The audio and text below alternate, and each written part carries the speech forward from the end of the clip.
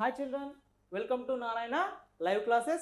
Today's assignment for class 9th, assignment number 3, topic is laws of motion. In that, first question, is it safe to jump on sand rather than a cement floor? Why? Yes, it is very safe to jump on a sand. Why? Because sand is very soft and whenever we jump on the sand we may create a cavity so that the force will not act immediately on the body. So time lag will take place. So the impulsive force act on a body is less. Whereas if you jump on a cement floor is very hard and rigid.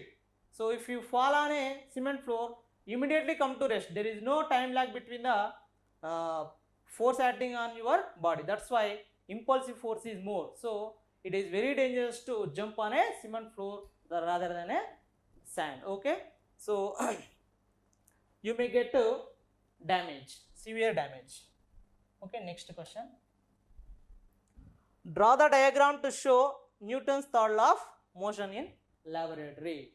In laboratory, first you take a test tube, insert some water, fix with a rubber cork and arrange like this, retard stand and below Bunsen burner. If you heat the test tube, total water gets evaporated, so the gases pressure inside the test tube increases, it pushes the rubber cork will fly off away and this test tube will move backward direction. This is the experiment or lab activity to show the Newton's third law of motion in laboratory. Okay, next question. Two people push a car for 3 seconds with a combined net force of 200 Newton. Calculate the impulse provided to the car. If the car has a mass of 200 kg, what will be its change in velocity? So two questions asked in this problem. Okay, given data, force is 200 Newton, time is 3 seconds, mass is 200 kg. Impulse. What is impulse? Impulse is nothing but it is a product of force and time. So force is given how much? Force is given how much? 200 newtons. So 200 into time is 3 seconds. So you will get 600 Newton second.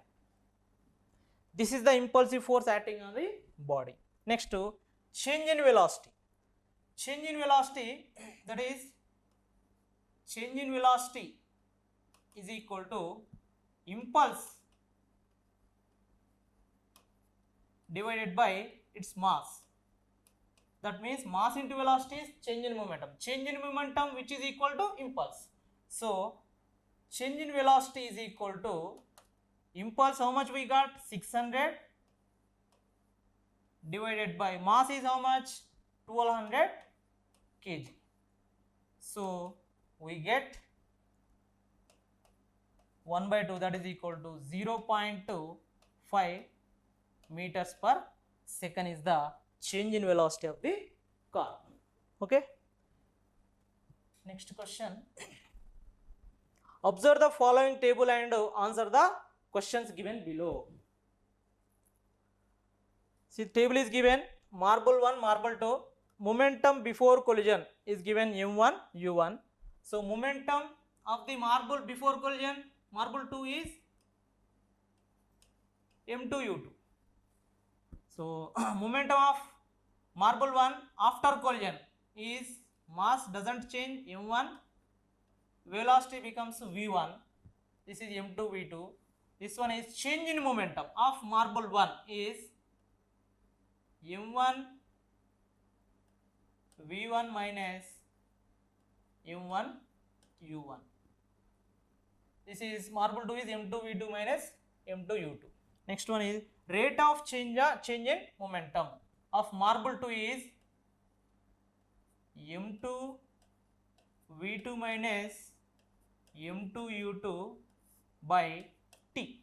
So these are the values. Now we have to answer for the given questions.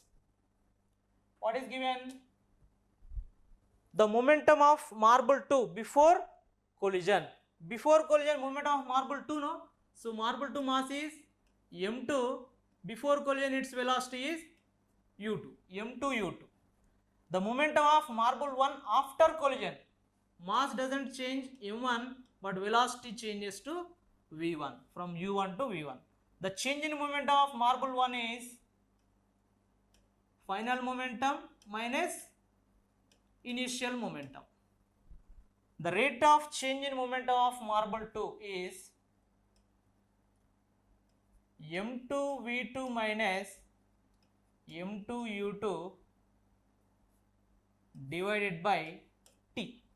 So these are the values of the marble 1 and 2.